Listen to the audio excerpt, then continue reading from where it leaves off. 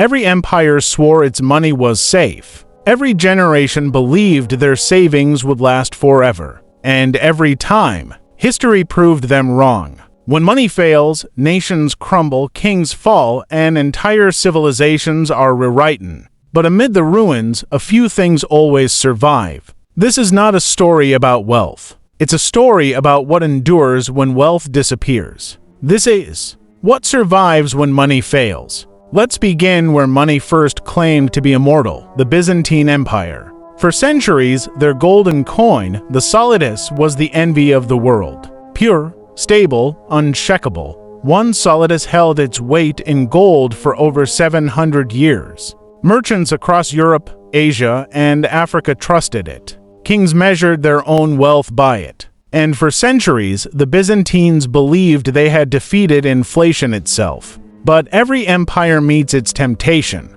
Wars grew costly, armies demanded more pay, and emperors did what every desperate ruler eventually does. They began to cheat their own money. They reduced the purity, mixing gold with cheaper metals. The solidus, once a symbol of eternal stability, started losing its shine. Traders noticed, prices rose, confidence fell. And like that, the world's strongest currency began its slow death. Money failed, but trade didn't, because merchants turned to something else. They trusted goods, skills, and relationships. When coins became worthless, the blacksmith's iron still had value.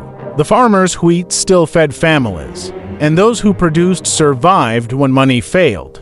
Fast forward to the 14th century, the Black Death. Europe lost half its people. Gold still glimmered, but who cared for wealth when there were no hands left to work it? Money didn't fail this time because of corruption, it failed because of death itself. With so many gone, labor became rare and priceless. For the first time in centuries, peasants realized their work had power. Wages rose. Landlords begged for workers. And for a brief, strange moment, the powerless became powerful. The lesson: when money fails, the value of human ability rises. Gold can vanish. Banks can close. But skills, those are currencies that never go bankrupt. 1789. Paris burns with revolution. The monarchy collapses and the new republic promises equality and a new kind of money, assignats. They were paper notes backed by confiscated church land. Real wealth for the people, they said. But it didn't take long before greed and desperation took over. The government printed more, and then too much. Within years, bread cost thousands of assignats. Starvation returned. Riots exploded, and the same people who dreamed of freedom now tore each other apart over food.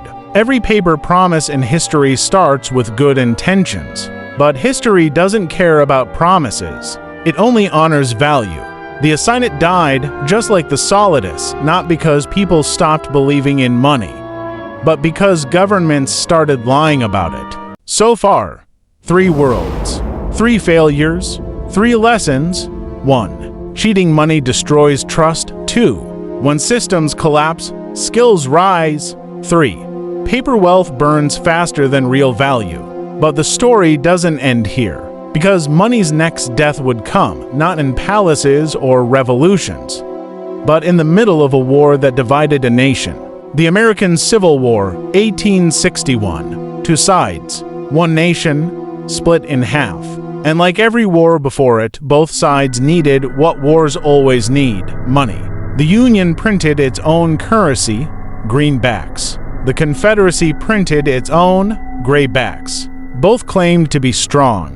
Both collapsed. By the end of the war, Confederate money was worth less than the paper it was printed on. Families burned their life savings to keep warm. The South's economy disintegrated, not from battle, but from inflation. In every century, the pattern repeats. Power creates money. Then money corrupts power. And then collapse resets everything.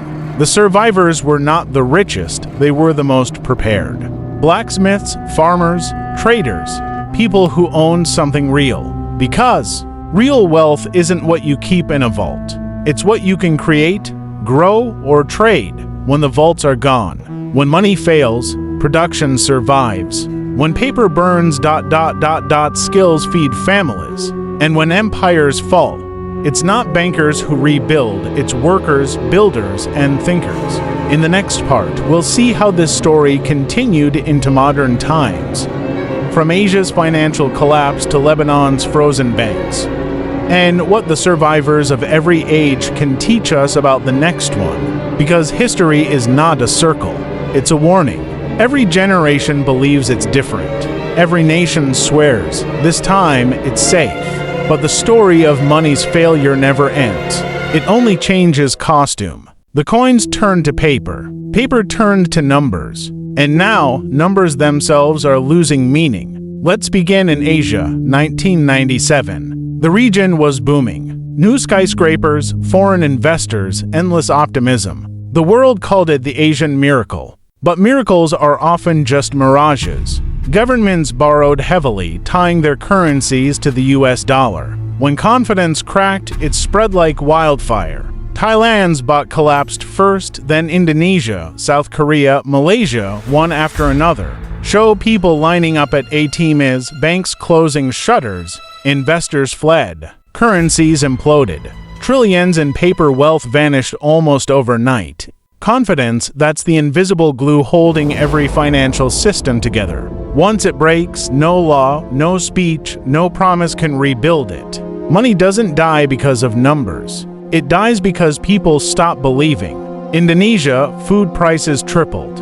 In Korea, corporations collapsed. In Thailand, entire generations saw their savings evaporate. But again, some survived, not because they were lucky, but because they owned things that couldn't vanish with a currency code: land, skills, factories, real, tangible value. Those who understood production, not speculation, rose again. Now let's move closer to our time, Lebanon, a small nation with a proud trading history. For years, its banks were the symbol of stability in the Middle East. People trusted them completely. Deposits in dollars, interest rates high. Life was good. But beneath the surface, decades of corruption and debt were rotting the system. In 2019, it all collapsed. Banks froze withdrawals. People were locked out of their own savings. Show angry crowds outside banks, shouting, fires in the street, mothers couldn't buy food. Business owners couldn't pay workers. And the nation's proud currency, once one of the region's strongest, became worthless paper. The saddest part, the money didn't vanish, it was trapped. Digits on screens, numbers in banks, but no longer real.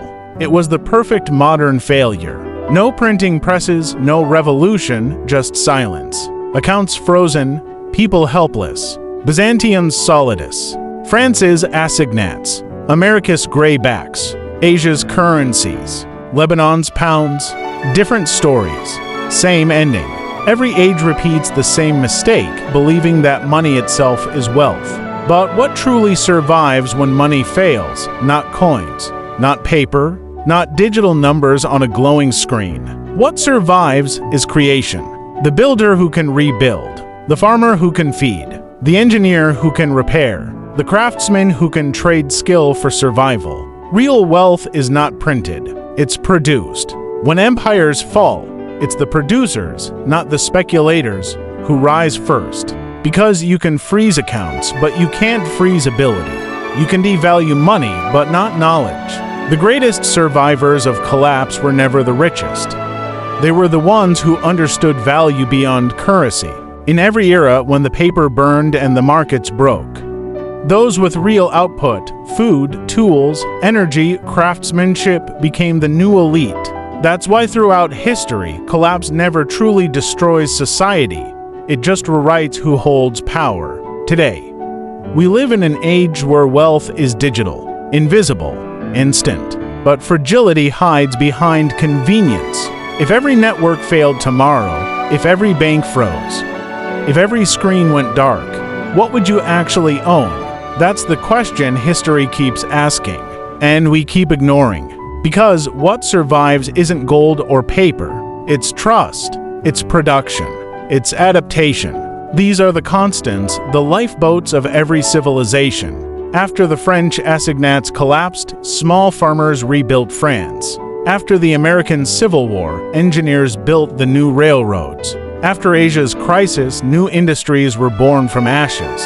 And even in Lebanon today, young creators are rebuilding with what little they have. Every failure writes a new beginning for those who learn from it. So when you look at history's failures, don't see destruction, see transformation. Money is a mirror. It reflects what a society truly values. And when that reflection breaks, only truth remains. History has one final lesson: you cannot print resilience, you cannot borrow wisdom, and you cannot fake value.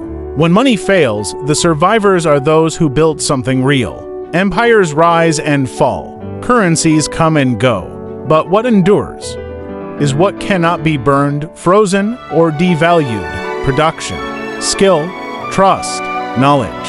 That is what survives when money fails. History doesn't repeat itself, but money always does. The end.